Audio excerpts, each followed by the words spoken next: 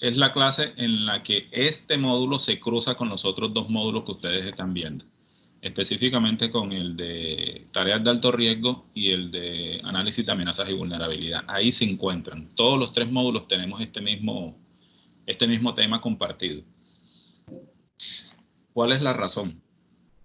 Básicamente, cuando nosotros estamos en una organización, en una empresa, en cualquier sitio de trabajo, y ocurre un accidente de trabajo, eso se convierte en una emergencia. ¿Y por qué ocurren los accidentes de trabajo? Pues básicamente porque hay tareas peligrosas, y en tareas de alto riesgo ustedes ya vieron la capacidad que tiene una tarea peligrosa de causar daño a una persona. En el evento en que ese riesgo que se presenta o ese peligro el que se enfrenta el trabajador en una tarea de alto riesgo se materializa y se convierte en un accidente de trabajo, entonces las eventualidades o los movimientos que debe realizar una empresa para atender esa eventual emergencia, que es en personas, no es en la organización como estructura física, sino en personas, que de alguna forma creo que son más importantes que cualquier otra cosa. Es necesario que la empresa esté preparada para atender este tipo de eventualidades. Un accidente de trabajo puede ser muy leve y convertirse en la emergencia más grande de una organización si no está preparado para atenderlo. O puede ser muy grave el accidente, pero si la empresa está bien preparada para atenderlo, se puede convertir en una experiencia, pues no puedo decir agradable, pero sí una experiencia que deja satisfacciones para la organización, porque actuó de acuerdo al protocolo que tiene definido para la actuación en caso de una emergencia en personas. Aquí nosotros vamos a compartir con ustedes parte de la información que consideramos que es necesaria y obligatoria que ustedes sepan. Obviamente en análisis de amenazas y vulnerabilidad, cuando hablaron de planes de emergencia, no sé si ya van en ese punto, ustedes van a retomar este tema y lo van a ver más a profundidad. En análisis de amenazas y vulnerabilidad simplemente van a ver los puntos que le competen a a tareas de alto riesgo, que es necesario que ustedes conozcan. Pero el tema es muy sencillo. Cuando en una organización ocurre un accidente grave generado por una tarea peligrosa, la organización debe estar preparada para eso.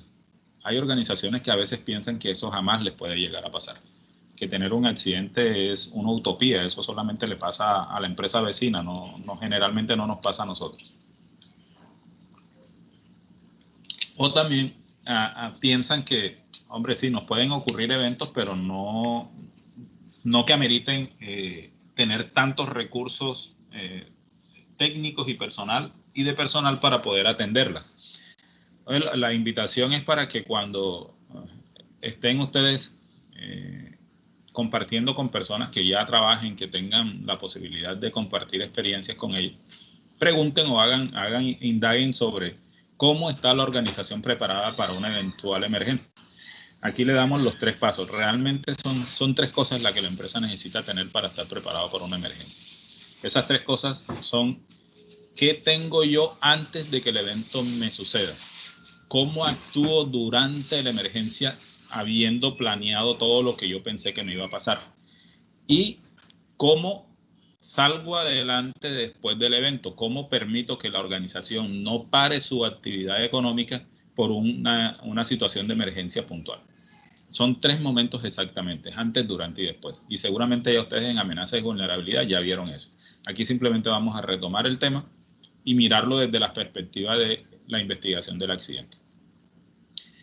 El antes es la planeación, es donde toda la organización se prepara para saber qué recursos requiere para atender una eventual emergencia. Y esas emergencias que la empresa va a tener están configuradas o están relacionadas en un documento que ustedes seguramente de tareas de alto riesgo ya lo hicieron, y es la matriz de peligros. Ahí en la matriz de peligros hay 2 columnas específicas donde le dicen a la organización qué le puede pasar. Una está en el primer bloque, que es después de la descripción de peligros. La columna se llama efectos posibles. Creo que todos la recuerdan. Si alguien no la recuerda, por favor me lo hace saber ahorita y lo explicamos.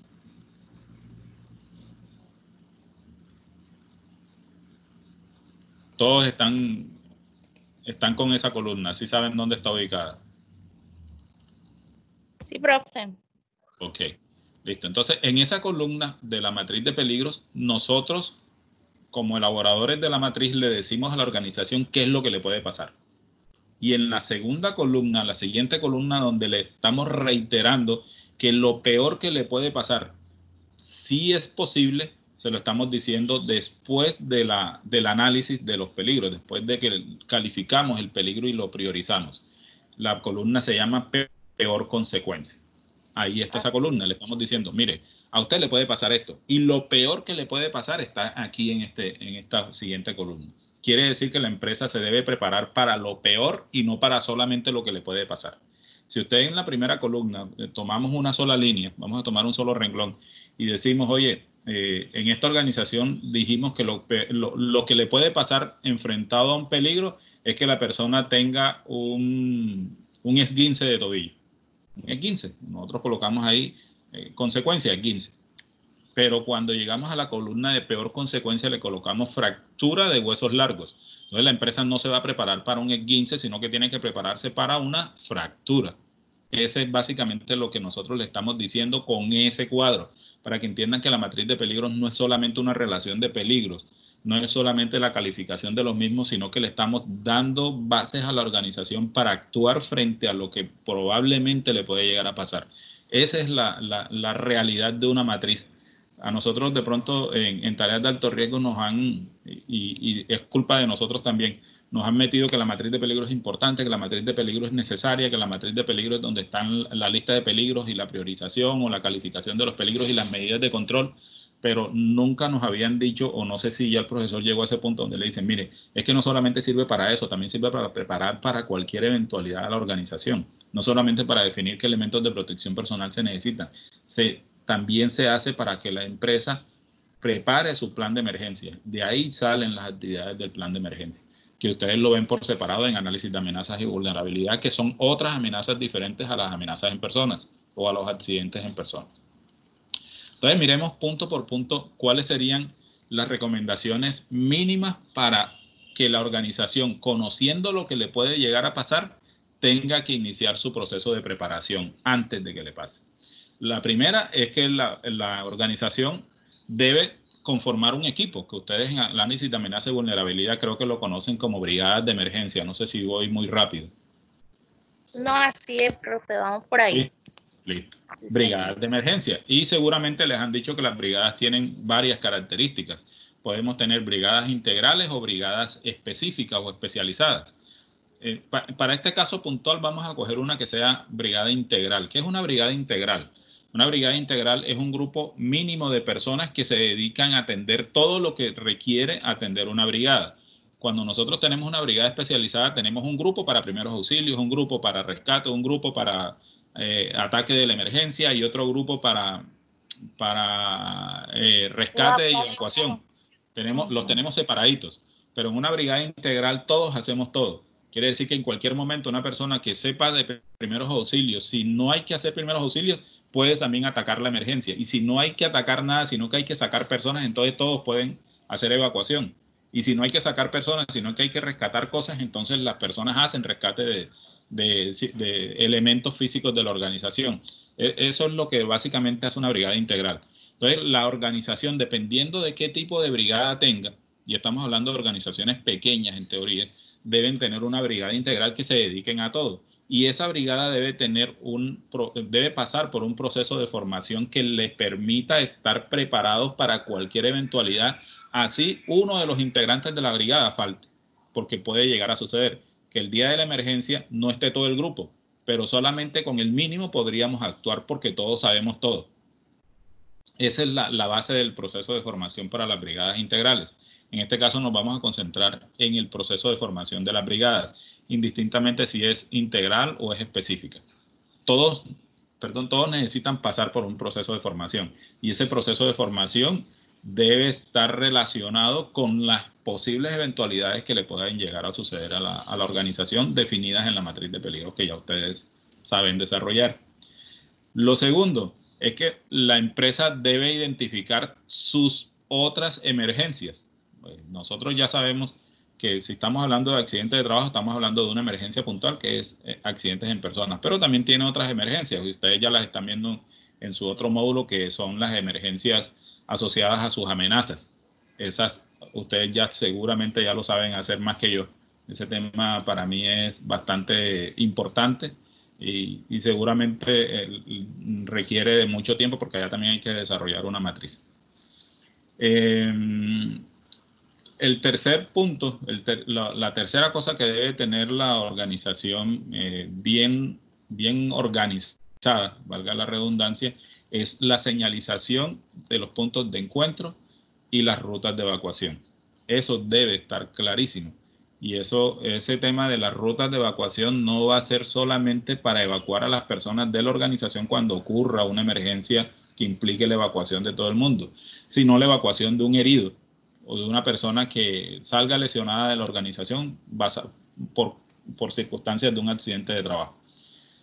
Hay muchas organizaciones que nosotros conocemos que uno mira la señalización, mira las rutas de evacuación y se ven muy simpáticas y parece muy bien organizado, pero cuando uno le hace la pregunta, bueno, si ocurre un accidente en este punto, ¿por dónde tienen que salir las personas? ¿Cuál es la ruta que debe seguir el grupo que auxilia al trabajador que está herido acá?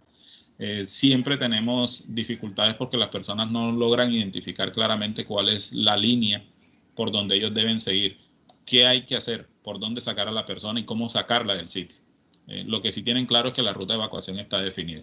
Entonces, ese tipo de circunstancias son las que de alguna forma nosotros como técnicos profesionales en seguridad y salud en el trabajo podríamos ayudar y colaborar dentro de las organizaciones a generar escenarios hipotéticos que le permitan a la empresa decir, bueno, si nos ocurre aquí, ¿cuál sería la ruta más próxima? Y una persona como ustedes podría aportar la información necesaria para eso, para que le ayuden a las organizaciones a definir esas posibles rutas adicionales que se necesitan, más allá de que estén señalizadas o no, que la gente necesite saber y conocer para poder actuar en un momento determinado.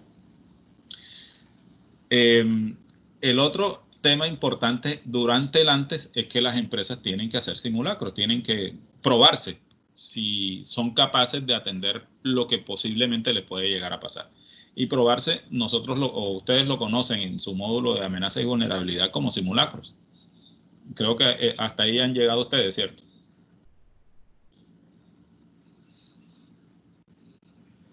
Les estoy preguntando. Sí, ya hablaron de simulacros. Sobre simulacros de emergencia, sí. Ya han hablado de eso. Ok, entonces sí, es como para no explicar cosas que ya ustedes la tienen claras. La empresa tiene que prepararse y la forma de prepararse es haciendo simulacros, es haciendo actuaciones previas para saber si son capaces de responder a una eventualidad como esa, y la intención de esos simulacros es que sean lo más cercano a la realidad, porque la realidad está en la matriz. ¿Qué me iba a decir, señora? No, según lo que estudiamos, creo que, me acuerdo, cada año se debe hacer un simulacro de emergencia, ¿no? Es que eso es lo mínimo que pide la ley. Okay. A veces lo que le decimos a las empresas es no se pegue de lo mínimo, porque la ley lo mínimo que le está pidiendo es que usted lo haga al menos una vez al año. Pero la organización es la que determina cuántas veces necesita que la gente lo haga. Porque una vez al año pues, lo podrá hacer una empresa que, yo les voy a poner un ejemplo de una empresa que por lo menos tiene una vez 1 o 2 accidentes en el año. Es una empresa del sector servicios, del área administrativa, una oficina de abogados, que ellos también necesitan estar vinculados al sistema y que muy pocas veces le ocurre un accidente que implique evacuar a un herido de las oficinas.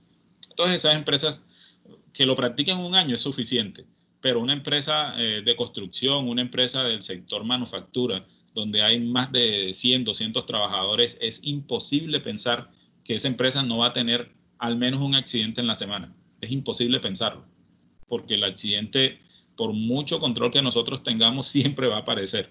Entonces, esas empresas no necesariamente tendrían que hacerlo una vez al año, no necesariamente. Esas empresas tendrían que, al principio, hacerlo con mucha más frecuencia para que cuando llegue la situación estén completamente preparados. Cuando ya el grupo de brigadistas, que debería ser estable, que no debería cambiar, lleva varios periodos haciendo haciendo sus simulacros, pues sencillamente la frecuencia va bajando porque el grupo viene preparándose continuamente. ¿Sí me entiende? pero inicialmente si la organización tiene unas características de accidentalidad bastante importantes asociadas al sector, debería iniciar con un proceso mucho más frecuente de simulacros, no uno al año como pide la ley. ¿Sí está claro, señora Grey? Sí, profe. Ok. Ese es en el antes. La empresa se prepara, establece su plan, establece su grupo de intervención, lo conforma, lo capacita, lo hace ponerse en actividad, busca los recursos que se requieren para eso, todo eso está dentro del plan de emergencias, establece las rutas de evacuación a través de la señalización, define los puntos de encuentro con su grupo de emergencias y una cosa que es importante que no está en esta línea que ustedes están viendo, que es el mantenimiento de los recursos que requiere el plan de emergencia. El plan de emergencia tiene recursos como camillas, botiquines, elementos inmovilizantes, incluso los mismos uniformes y los elementos que distinguen a la brigada son recursos que se tienen para ese grupo y todo tiene que ser verificado, mantenido para que el día que se necesite estén disponibles. Eso que de pronto no lo vemos aquí, es necesario que eso esté, es necesario que lo tengamos. Y hoy la ley también pide que nosotros tengamos en empresas basados en la última legislación, que no recuerdo el nombre, yo creo que por amenaza y vulnerabilidad, ustedes ya lo han visto, que es mantener un equipo de reanimación cardiorrespiratoria o un equipo de reanimación cardíaca dentro de las organizaciones cuando superan las 15 personas. Eso es necesario que lo miren a través del módulo de amenazas y vulnerabilidad. Allá seguramente la profesora Hilda es la que les da amenazas y Héctor les da amenazas y vulnerabilidad y les puede dar más claridad sobre ese tema y cuándo se requiere y cuáles son las características que se deben cumplir en cada organización para que eso pueda existir. El paso más crítico es la segunda parte, que es el durante.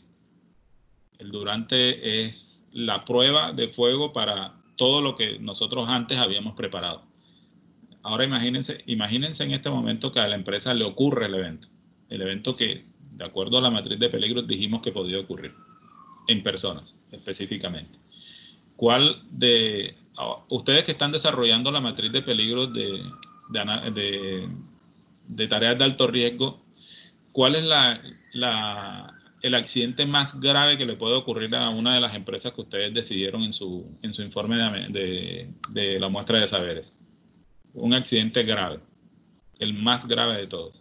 Por ejemplo, profesor, una caída de una estructura de, por ejemplo, más de 5 metros, depende, si estamos hablando del sector construcción. La peor consecuencia sería la muerte. Bueno, es que cuando ahí las cosas cambian y yo no sé si el profesor ha llegado hasta ese punto de decirle, miren, cuando la persona fallece en el trabajo, o sea, que la persona tiene un accidente y el accidente es fatal inmediatamente, de forma inmediata, el cuerpo ya no se mueve, ya se tiene que dejar en el sitio. El que hace el levantamiento del cadáver y ya ustedes conocen quién es, porque ya se convirtió en un fallecimiento. Y lo peor que le puede suceder a la organización es que alguien tome la decisión de moverlo sabiendo incluso que la persona ya está fallecida. No lleguemos hasta ese punto porque ese es un tema muy delicado. Lleguemos al punto donde la persona todavía sigue viva, se queja, tiene posibilidades de gritar y de decir cosas para saber qué le está pasando.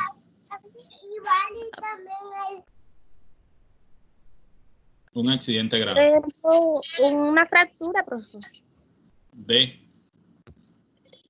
Por ejemplo, mi mamá que sufrió un accidente en la empresa tuvo una fractura de la tibia. Tibia, ok. Bueno, ese es uno de los huesos que le quita movilidad a una persona. Es imposible que la persona se pueda mover por sus propios medios, necesita ayudas adicionales. Pero vamos a suponer, tomando esa experiencia desagradable en su familia, señora Grace, vamos a tomar ese ejemplo como si hubiera ocurrido en la organización. Cuando en una organización preparada para un evento como eso comienza a tener ese problema en la organización, todas las cosas deberían funcionar tal cual como los simulacros le han indicado que deberían funcionar. Quiere decir que siempre debe haber una persona que dé la voz de alerta, alguien que avise que la emergencia se presentó. Eso se supone que en la parte inicial, en el antes, debe estar definido. Cómo se avisa, quién se avisa, cuál es el plan de comunicaciones. Si llegamos al momento de la eventualidad, el plan de comunicaciones debe funcionar exactamente como está planeado. Quiere decir, se presenta la emergencia, alguien da el aviso de la emergencia y llama a los responsables de la atención, que son los señores de brigadas. Ellos deben llegar en ese punto. Eso es lo que se presenta de principio en el durante. La llegada de los brigadistas, la atención, dependiendo del tipo de accidente del accidentado, y las decisiones que debe tomar ese equipo durante la atención del accidentado. Si lo puede mover, si no lo puede mover, si está consciente, si está inconsciente, si la persona necesita ser inmovilizada, necesita encamillarse, si necesita la ambulancia, si necesita ser trasladada de forma inmediata a una IPS. Todas esas decisiones se toman puntualmente en ese momento, en el durante. Y además de eso, también se define con quién se va la persona, si tiene que ser trasladada, quién responde por ella cuando llegue a la IPS, quién mantiene informada a la organización de lo que está pasando en la IPS, porque seguramente la empresa no va a parar por una eventualidad de esas. Hay alguien que debe acompañar siempre al accidentado y eso debe quedar definido específicamente en el antes para que el durante funcione perfectamente. Generalmente es un brigadista quien acompaña para que mantenga informada a la organización de todo lo que tiene que llegar a pasar para que el accidentado sea atendido y eventualmente dado de alta de la IPS donde llega a ser atendido. Ese es el durante y el durante es difícil. Es difícil porque las personas en este momento están atendiendo a un herido real que se queja, que ocasionalmente opone resistencia a la atención por muchas circunstancias, porque le duele, porque no conoce al brigadista si llegase a hacer en ese caso algo como eso, que el dolor y el estrés puntual en ese momento hace que reaccione bruscamente ante algún tipo de intención de ayuda de los brigadistas. Eso tiene que ser muy bien manejado ya en ese momento. El durante es bastante importante y en el durante hay una actividad que realmente alrededor del accidentado también es importante. Normalmente cuando una persona se accidenta en el oficio, el resto del entorno casi que se detiene un poco o baja la velocidad con la que venía trabajando. Pero si es un equipo, una herramienta de trabajo, la que genera el evento, ese equipo y esa herramienta no va a bajar la velocidad, ese equipo no se va a desenergizar solo, ese equipo necesita ser controlado. Entonces los brigadistas, las personas que están atendiendo al accidentado también deben atender el entorno que causó el evento, porque si no, vamos a tener un accidentado más los brigadistas que también están metidos en problemas porque están en un sitio peligroso en ese momento. Así que los brigadistas no solamente llegarían a atender al accidentado, sino que tienen que mirar el entorno muy rápido, hacer la inspección puntual y definir qué es lo que se tiene que parar para que las cosas se puedan controlar muy bien, porque si no vamos a tener problemas ahí. Háganse la idea que ustedes creo que ya vieron excavaciones, ¿cierto? Sí, bro. Bueno, imagínense un herido dentro de una zanja que es más profunda que ancha. Imagínense un herido allá y los brigadistas tienen que entrar. Los brigadistas no entrarían si no evalúan primero el entorno, porque si no serían el herido más los brigadistas metidos en un problema. Porque se supone que si el entorno es inestable, lo primero que hay que hacer es asegurarlo. No podríamos como brigadistas entrar a rescatar a alguien sin saber cómo se va a comportar el terreno mientras estamos allá adentro. Ese tipo de circunstancias es a la que me refiero. Los brigadistas son unas personas que atienden muy bien las emergencias, pero también tienen que estar muy atentos de lo que está pasando en el entorno para primero controlarlo antes de iniciar el proceso de rescate. Porque si no, como les dije, vamos a tener un herido más los brigadistas que no sabemos qué les puede llegar a pasar. Serían muchos más. Señora. Profe, pero en ese caso, pues en la actividad habría un supervisor que Claro pues que sí, en el momento que lleguen los brigadistas, tiene que brindarle la mayor información posible. Exacto, pero ahí el supervisor pierde su rol y se convierte en ayudante de los brigadistas. ¿Sí me entiende? Okay. Es como cuando sucede algo. Yo recuerdo que una vez pasó algo en mi casa, yo estaba viviendo todavía con mi mamá y tuvimos una eventualidad y mi mamá se puso nerviosa, entonces mi mamá perdió la autoridad en casa en ese momento. Quien asumió la autoridad fue mi tío, un tío que vivía con nosotros, que no mandaba en mi casa, pero que en ese momento tenía el control y comenzó a dar órdenes y mi mamá tenía que hacer caso. Más o menos algo parecido le pasa al supervisor. No quiere decir que el tipo se va a poner nervioso, generalmente los supervisores están como preparados para ese tipo de cosas, pero él pierde la autoridad y se convierte en el subordinado del grupo de rescate, porque el grupo de rescate va a tener que comenzar a dar órdenes, decirle, mire señor supervisor, necesito que asegure el área, y el tipo tiene que hacer caso, no va a cuestionar lo que los brigadistas están diciendo. Sí, soy claro. No quiere decir que él no esté ahí, quiere decir que se vuelve un subordinado de los brigadistas en ese momento, porque los brigadistas necesitan analizar el entorno, controlarlo para poder sacar a la persona que tienen que sacar. No importa el evento donde estén involucrados. Siempre va a haber un grupo de apoyo que ellos necesitan porque ellos tampoco pueden hacer todo. O sea, no pueden ser de obras civiles y brigadistas al mismo tiempo. Es muy difícil. Entonces van a necesitar personas de apoyo y los supervisores son el mejor apoyo que tenemos en los sitios de trabajo. Eso sí es cierto. ¿Ok? Entonces ese es el durante. El durante es muy complejo. Pero la única forma de estar preparado para el durante es que el antes lo hagamos todos los simulacros necesarios en todos los escenarios que probablemente nos pueden generar eventos. Si estamos hablando de tareas de alto riesgo, ustedes tienen hoy por hoy solamente en el proceso de aprendizaje, creo que llevan 3 escenarios puntuales si han alcanzado a llegar a izaje de cargas. Si no, tienen 2 que son el trabajo en altura y el de excavaciones. Esos 2 escenarios tendríamos que hacer un simulacro al menos por cada uno. Entonces ya no sería 1 al año, sino 2 al año, porque tenemos 2 eventualidades que pueden acabar con la vida de una persona. Y es donde quiero que entienda la señora Grace y el resto del grupo, es que la ley me pide 1, pero yo determino cuántos por los escenarios que yo tenga probables de eventualidades graves como estos 2 escenarios posibles, que son la excavación y el trabajo en altura. ¿Ok? Sí, profe. Profe, sí, señor. Una preguntita allí relacionado al evento que planteó Grace del accidente que tuvo su mamá. Usted algo le entendí ahí, que bueno, una persona debe ir con la persona que sufrió el accidente a la IPS. Claro. Listo. Bueno, le voy a poner un ejemplo. Esto porque nosotros estamos estudiando esto y de pronto se nos llega a presentar en un trabajo que nosotros tengamos. Pasó fue conmigo en Yara. Un día laborando normal y me sentí con dolor de cabeza, la presión, fui a la enfermería y la presión en 100, 180, 100. Altísima. Estaba altísima. A mí estaba un dolor de cabeza fuerte y me sentía que...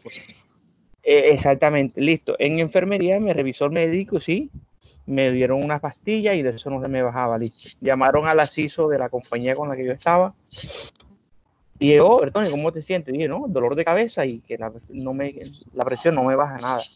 Y el médico me remite a Salud Total, donde yo estaba afiliado, listo. El médico le recomienda al ASISO de que yo debo ir acompañado hasta allá, listo. En ese caso, y una ambulancia, listo, no hubo ambulancia.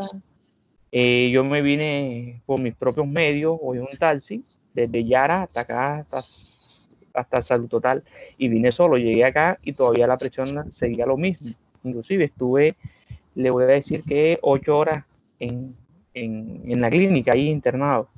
Me colocaron inyección y todo eso. Bueno, en ese caso, ahí la compañía con la que yo estaba, o la CISO, incumplió hubo alguna irregularidad ahí, sabiendo que lo mío no fue un accidente. Ok, lo tuyo no era un accidente todavía, era una condición de salud que se estaba desmejorando. Ok, pero se puede convertir en una emergencia si no es bien tratada. ¿Está bien? Sí. Entonces, todo eso que tú me estás preguntando, si se actuó bien, si no se actuó bien, si hubo alguien que dejó de hacer algo, solamente lo podríamos prejuzgar cuando miramos el antes. porque seguramente en el antes debió haberse planeado eso, de qué pasa cuando una persona tiene un padecimiento de salud, cuando se vaya para la IPS, ¿qué hacemos con él? ¿Cómo lo mandamos? ¿Dónde lo mandamos? ¿Y quién acompaña al señor? Porque es que la empresa necesita estar enterada. Una persona no se puede ir sola para una EPS. Y estoy hablando de que eso no está legislado, pero tiene lógica simplemente por aplicación. Si una persona se va sola, simplemente mira el ejemplo tuyo, tú te fuiste solo. ¿Cómo se enteró la empresa de que tú te mejoraste o te desmejoraste? ¿En qué momento lo hace? Solamente cuando tú le retornas la información. Nadie más lo hizo por ti. Es correcto. ¿Sí me entiendes? Y si hubiese pasado algo peor, o sea, si tú te hubieras agravado en la distancia, entre la distancia del transporte desde el sitio de trabajo hasta la clínica, hasta el centro de atención médica, ¿qué hace el taxista contigo? O sea, ¿para dónde te lleva? Y ay, este man que seguramente el taxista hubiera tomado una decisión y se regresa allá era por alguien. O sea, te puedo jurar que el man no, le cuesta trabajo saber qué hacer porque él no hace parte del plan de formación del grupo de trabajo.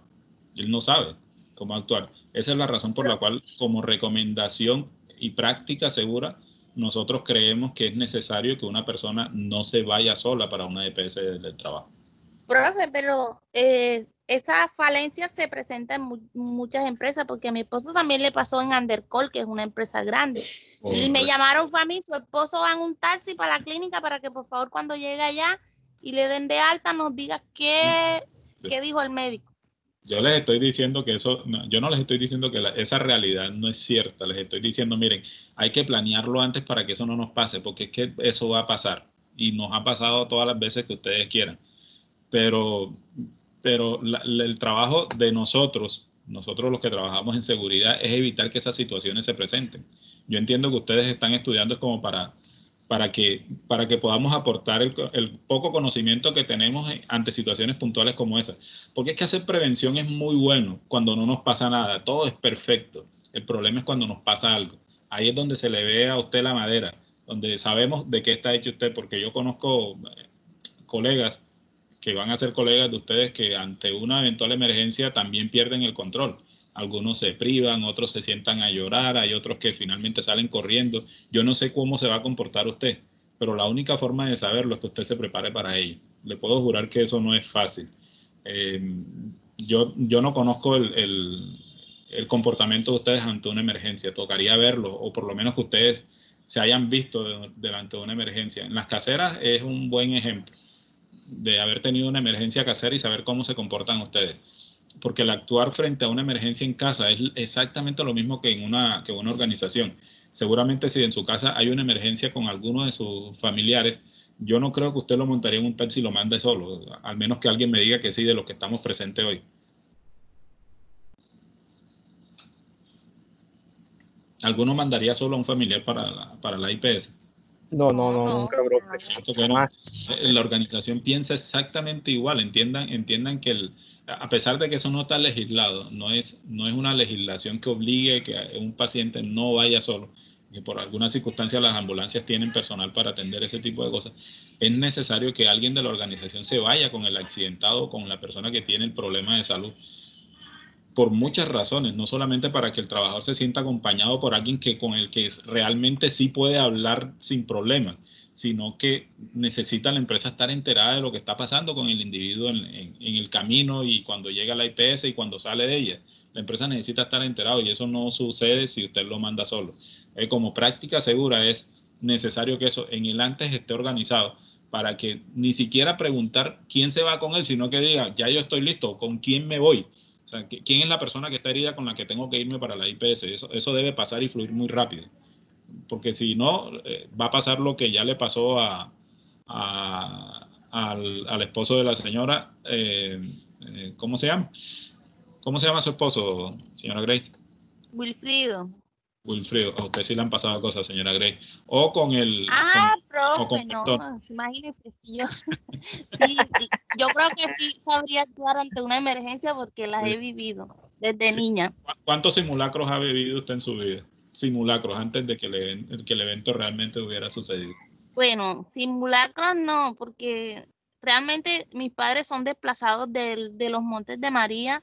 Ajá. Y no estábamos preparados para eso y siempre que había enfrentamientos, pues nosotros ya sabíamos cómo actuar, pero a veces pasaba que pues allá se trabajaba con zahorra, con material bastante pesado, y cuando las volquetas estaban volteando el material, nosotros pensábamos que era enfrentamiento y ya íbamos nosotros a Ok. escondernos a hacer el plan que teníamos siempre. Pero venga, señora Grey, es importante lo que usted me está diciendo y hasta rescatable porque hay cosas que nosotros los citadinos no hemos vivido. Esa situación suya no es que sea nueva para mí, pero nunca jamás en mi vida yo he vivido algo parecido. Pero ¿cómo aprendieron ustedes a prepararse para esos momentos difíciles en el campo cuando la guerrilla se enfrentaba entre ellos o con los paramilitares y ustedes en la mitad?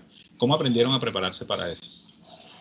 Por ejemplo, nuestros padres nos enseñaron que siempre se escuchaba, pues, el primer disparo, ya uno identificaba cuando eran tiros, y siempre el plan era esconderse debajo de la cama, y colocábamos unos colchones alrededor por decir, como sabe que siempre las camas están hacia un lado, hacia la pared. Entonces Correcto. nos metíamos debajo de la cama y el papá de uno venía y colocaba un colchón del otro lado parado, y ellos se metían por debajo. Sí, así era el sistema siempre cuando Pero eso había lo practicaron alguna enfrentamientos. vez, lo practicaron antes de que sucediera alguna vez. No, porque no había eso, no nos esperábamos eso. La primera situación que hubo fue un señor que pues tenía una tienda, llegó en su carro y llegó todo baleado, las piernas destrozadas. Fue el primer caso, pero después ya hubo más enfrentamientos y así. Y actuaban normal, o sea, cada vez Y que se también, sentía la ajá, situación, todo el mundo tomaba la y- decisión. así es. Y también el pueblo pues quedaba muy cerca a un arroyo que se desbordaba y el agua subía a 2 metros de altura. Entonces ahí sí nos preparaban porque ya sabíamos, en el pueblo pues a eso se le llamaba zarzo, no sé cómo se le llamará acá en la ciudad, que colocábamos arriba de los techos pues una estructura en madera donde se alzaban todas las cosas cuando daban aviso de que venía pues La una avalancha sí, se aproximaba pues una avalancha de las cosas más importantes las subíamos allá arriba, lo que eran los colchones, las camas y esas cosas. Pero es muy enriquecedora esa experiencia suya, señora Grey. La verdad, jamás en mi vida había escuchado contado por alguien que la vivió. Siempre uno la escucha por alguien que le contaron que la había pasado, pero vivirla No, así no, es diferente. Pero mire que es rescatable cosas de las que usted está diciendo con respecto a lo que estamos hablando. Estar preparados para ese tipo de cosas es importante porque si no, nunca vamos a saber cómo actuar. ¿Sí? así Lo es. que estamos hablando es en la preparación durante el antes. Eh, eso ayuda a que en el durante nosotros actuemos fluidamente, que las cosas no sean forzadas, sino que todo el mundo sabe exactamente qué es lo que tiene que hacer, dónde debe estar, cuál es el rol de cada uno durante la eventualidad y después viene el tema de la recuperación, que es el después, que es a donde íbamos ahorita. Es Así es. para nosotros los que trabajamos en seguridad, a nosotros nos contratan en las organizaciones para que el proceso jamás se pare, que fluya de forma normal para que obviamente la productividad no se baje. Y si nosotros tenemos una eventualidad en la organización, nuestro papel es recuperar la tranquilidad en la organización para que el proceso continúe. Por eso la recomendación para todos ustedes, y pensé que eso era lo que me iba a decir Bertoni, el personal de seguridad no se va con el accidentado, porque después le toca hacer unas cosas que no lo podría hacer alguien diferente a él en el proceso de recuperación. Y miramos paso por paso lo que tendría que hacerse después de la recuperación, después del evento. Después del evento hay personas que tienen que actuar. De hecho, un brigadista tendría que quedarse en el sitio porque los brigadistas necesitan hacer otro trabajo después. Ellos ya hicieron el primer trabajo, que era actuar durante la emergencia, recuperaron, recogieron, mandaron al accidentado hacia el sitio de trabajo y después les toca el trabajo de quedarse a organizar lo que se desorganizó mientras el evento para poder continuar con el proceso productivo. Lamentablemente, para el accidentado, las cosas deben ser así. El que se accidenta es el que se va. Los otros, los que nos quedamos, tenemos que continuar. A nosotros nos están pagando para que el proceso productivo continúe. Entonces, cuando el accidentado se va, los señores brigadistas y el coordinador o líder de seguridad de la empresa son los que comienzan a trabajar puntualmente con todos los recursos humanos que se encuentran alrededor, supervisores, personal ayudante, todo lo que se utiliza alrededor para que se retorne a la normalidad la organización. Entonces, por esa razón nosotros consideramos que las personas de seguridad no se deben ir con el accidentado a menos que la gerencia lo determine de esa forma. Quiere decir que alguien de nivel gerencial diga, Bertoni, váyase con el accidentado, que el tema es delicado y necesito que usted me mantenga informado. Pero si la cosa no es así, quien toma la decisión de irse tiene que estar definido en el plan durante el antes, en el proceso de preparación. Y nos queda el trabajo difícil que es recuperar la normalidad en la empresa. Entonces las personas tendrán que recoger, chequear, mirar los equipos, mirar el entorno, saber si todo quedó asegurado para que las personas continúen trabajando. Y viene el trabajo administrativo difícil de los líderes de seguridad y es reportar el evento. Eso ya ustedes lo están viendo en esta materia, que es los pasos que se tienen que dar después de la eventualidad de un accidente, que ahí no tendría yo que recordarlo. Seguramente si le doy la palabra a alguno específicamente al señor Roberto, él nos puede decir exactamente cuáles son los pasos posteriores. Inmediatamente después de que ya el accidentado se fue para la clínica, ¿qué es lo que hay que hacer, Roberto?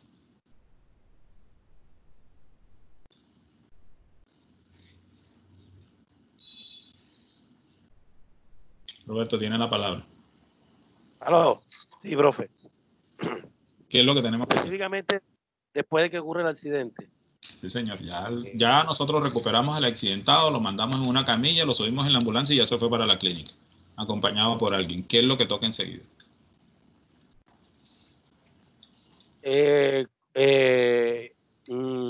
Conformar, bueno, supuestamente ya lo tenemos conformado. Conformar el grupo de investigación. No, señor Roberto, antes de eso toca hacer algo. Ayúdenme. Sí. Antes de conformar el equipo de investigación toca hacer algo que es muy importante. La recopilación de antes de eso, señor Roberto. Hacer el reporte del accidente, profe. Exacto, señora Grace. Reportar el accidente, Roberto. Hay que reportarlo. Nosotros tenemos, antes de comenzar el proceso de investigación, tenemos que reportar el evento. Es necesario. O sea, usted no puede iniciar el proceso de investigación sin haber salido de lo primordial y lo prioritario.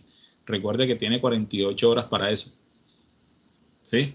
48 horas y para la investigación usted tiene 15 días, así que no hay afán de correr todavía. Hay afán de reportar y recopilar toda la información necesaria o asegurar todas las evidencias que se puedan asegurar, pero primero es reportar el evento. Y entonces después, ¿qué viene, Roberto?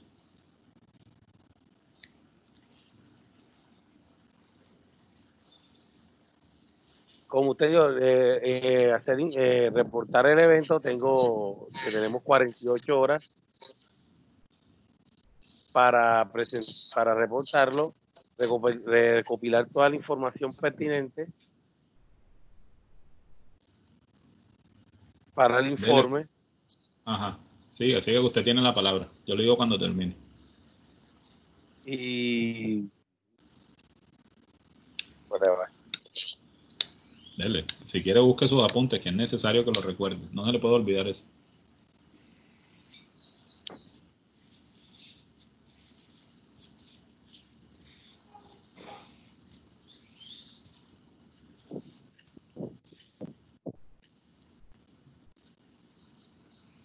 Si Roberto se equivoca, la señora Catalina lo corrige. ¿Cierto? ¿Sí me escucha, Catalina? Aló, sí, ¿no? Sí, pues. Ok. Entre los dos, Roberto y Catalina. Uno dice y el otro corrige si se equivoca. Pero me repite la pregunta, por favor. Roberto está diciéndonos cuáles son los pasos que se tienen que dar después de que ya el accidentado fue enviado a la clínica.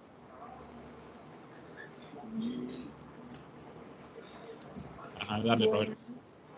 Bueno, sí, habla Roberto primero. Reporte del accidente, después viene Robert. Aló, discúlpeme, profe, me conecté un momentico que me estaban llamando de ese desarrollo. Creo que se supone que la clase ya se acabó, pero dale, no la hemos terminado todavía.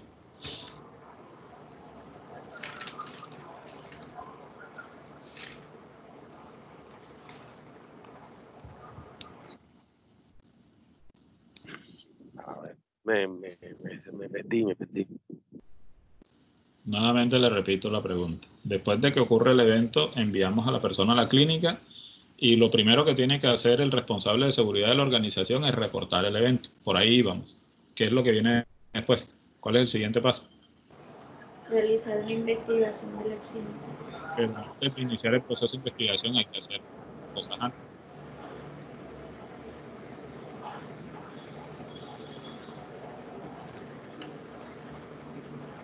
Pues primero se reporta. Ya hicimos eso. Enseguida que viene.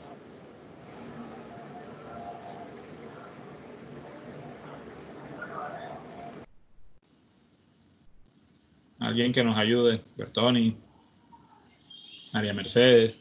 La señora Grace no, porque ha hablado mucho.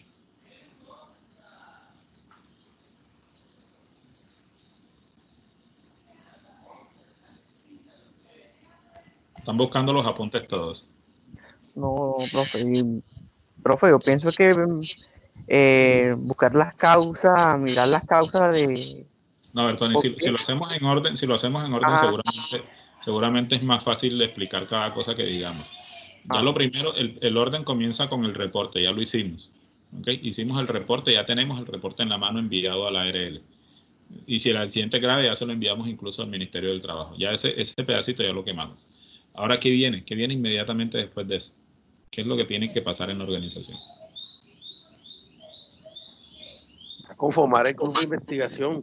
Conformar el grupo de investigación. ¿Quién lo conforma, Roberto?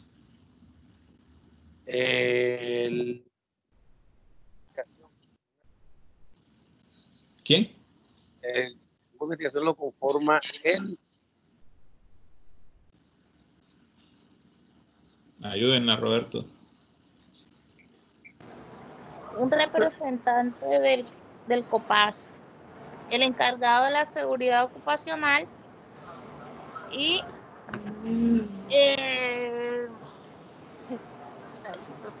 Salina. El supervisor, no, profe. Y el supervisor, que es el jefe. Exacto. Creo que sí. Exacto. Ahí vamos, no se preocupen, que yo sé que eso se olvidó, pero lo vamos recordando. Entonces, ya quemamos esa etapa, ya tenemos el equipo de investigación y comenzamos el proceso de investigación. El proceso de investigación, las personas, los integrantes de ese equipo de investigación recopilan toda la información de cómo es que está dividida esa información que ellos tienen que recopilar, cómo está clasificada.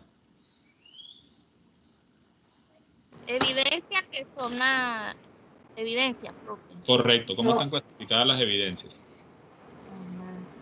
En el papeleo, las partes, la posición y las personas. Ok, listo, vamos bien. Hasta ahí ya vamos, ya tenemos las evidencias, ya las tenemos clasificadas. Y entonces, después que tenemos eso, ¿qué es lo que hacemos como equipo de investigación? Se define el método de investigación. Definimos el método de investigación. Cogemos en el método y colocamos todas las evidencias, las ubicamos de acuerdo al tipo de modelo de investigación que hayamos elegido. Ubicamos las evidencias para encontrar las causas básicas, que son las que necesitamos, ¿cierto? Así es. Sí, ok, listo. Ya determinamos las causas básicas, que es lo que viene inmediatamente. La lista de los hechos. ¿De los qué, perdón? Lista de hechos. No, ya lo hicimos. La lista de hechos son las evidencias, que ya las clasificamos en cuatro partes. Después de las causas básicas vienen las inmediatas, ¿no? No, mentira. Sí. No sé si esté lo correcto, se hallan los factores personales y los factores de... Esas son las básicas. Tenemos las fallas en seguridad. Dígame, señora Grace. Tenemos causas inmediatas y causas básicas. Por eso, ya tenemos todo eso, ya tenemos esa información, ya sabemos cuáles fueron las reales, las que generaron el evento. ¿Qué hacemos con esa información? Utilizamos el método de investigación, buscamos un método de investigación. El método me permite a mí determinar las causas, clasificarlas. Ajá. Lo hice. Ya ese pedacito lo hicimos como equipo de investigación. ¿Qué viene inmediatamente después? Ya tengo esa información. Ya sé cuáles fueron las causas. Disculpe, en una clase yo recuerdo que usted hizo como una tipo tabla en el tablero. Ajá. Entonces, después de las causas inmediatas y de las causas básicas, usted colocó sobre unas fallas en seguridad y salud en el trabajo. Y después, y que la mejora de un plan de mejora, perdón. Ajá. O sea que viene, después que determinamos las causas, ¿viene qué? Lo que dijo de último, dígalo con seguridad. Un plan de mejora. El plan de mejora. Listo, fantástico. Si se dan cuenta los pasos que necesitamos dar para no podernos ir con el accidentado. Reportar, conformar el equipo de investigación, realizar la investigación, determinar las causas y establecer el plan de mejora. Hasta ahí se acaba la eventualidad. Profe, discúlpeme, lo último no le pude escuchar porque en verdad me acaban de llamar de ese desarrollo y a preguntarle pues si ya la clase, no, dígale que no se ha terminado la clase, que son necios estos señores. Sí, ya le dije que no hemos terminado la clase. Ok. Ajá, dígame. Espera que Catalina le va a repetir. Catalina, nuevamente los pasos. ¿Cómo? Reportamos. Después de que se reporta el accidente, inmediatamente después de decir las causas inmediatas y las básicas, se hace un plan de mejora. ¿Listo? Sí, señor. Okay. Para prevenir un accidente parecido. Para evitar un accidente futuro, sí. Para evitar que se repita el evento. Eso es básicamente el plan de mejora. Ahí termina el después. Ahí termina el después para nosotros. Lo que viene después de eso es que ya el proceso continúa y se supone que si establecimos el plan de mejora y lo implementamos, seguramente lo que va a pasar, si ocurre otro accidente, va a ser algo diferente a lo que ya nos pasó, porque ya nosotros actuamos en consecuencia para evitar que se volviera a repetir el evento. Eso es básicamente lo que hacemos nosotros en el antes, en el durante y el después. Es en el punto donde nosotros nos encontramos con nosotros dos módulos. La investigación del accidente. Lo que quiero que entiendan con esto es que nosotros, como investigadores de accidente, o este proceso de investigación de accidente es el soporte de las otras dos actividades que ustedes están desarrollando en este semestre. Somos el soporte para el plan de emergencia. Quiere decir que el plan de emergencia en personas no sabe para qué se va a preparar si nosotros como grupo de investigación no le decimos cuáles son los eventos que se van a presentar. Pero ¿de dónde sacamos la información? De la matriz de peligros que se desarrolla en tareas de alto riesgo. Si los tres no trabajamos juntos, jamás vamos a poder estar preparados para atender una eventualidad antes, durante o después del evento. Nunca lo vamos a poder hacer. Es necesario que ustedes tengan claro, y eso es importante que se lo digamos todos los docentes. Los módulos no están aislados, usted no aprende por islas, usted no aprende por pedazos. Usted tiene que entender que los módulos se encadenan, se encuentran en un momento y este es el momento del encuentro, en el momento en que el evento sucede. Amenazas y vulnerabilidad le enseña cómo prepararse para una eventualidad de emergencia. Los señores de tareas de alto riesgo le dicen qué es lo que le puede llegar a pasar a usted en términos de gravedad. Y la investigación del accidente le dice, mire, haga esto para evitar tener problemas porque la ley dice que usted tiene que hacer esto para atender una emergencia puntual en personas. Repórtela, haga la investigación, establezca su plan y haga algo para evitar que le vuelva a suceder. Ahí nos encadenamos los tres. Eso era lo que quería compartir con ustedes hoy, muchachos. Creo, y si no estoy mal, esta es la última clase temática que nosotros tenemos durante el semestre. Es la clase temática. Lo que les estaba diciendo al principio que no habían llegado todos es, vamos a nosotros a intentar hacer una clase que involucra los tres módulos en una sola clase. Pero la invitación que les estoy haciendo es para una clase diferente, que no está dentro de la programación habitual que ustedes tienen, que es solo los sábados. Esa clase no la voy a hacer el sábado. Voy a hacerlo un día de semana y yo los voy a invitar. No es obligatorio que vayan. Simplemente vamos a abrir ese espacio. Si a usted le interesa y quiere ver algo diferente, entonces lo vamos a invitar. Eso va a suceder antes de la muestra de saberes, que es a finales de mayo. Durante estos 15 días que tenemos, vamos a intentar prepararnos para esa clase y los vamos a invitar para que ustedes aprendan algo más y miren cómo se encadenan esos módulos que hoy están viendo y se preparen un poquito para lo que viene para tercer semestre, que es mucho más congestionado. Ustedes en tercer semestre ven 5 o 6 módulos, que si no estoy mal, y la cosa es un poco más gruesa para ustedes. Entonces es importante que ya se vayan preparando para lo que viene. Y qué bueno sería que comenzaran a prepararse desde ahora. Eso era lo que quería compartir con ustedes hoy en la mañana. No sé si tienen alguna pregunta adicional, muchachos, antes de despedirnos para que sigan atendiendo las llamadas de ese desarrollo.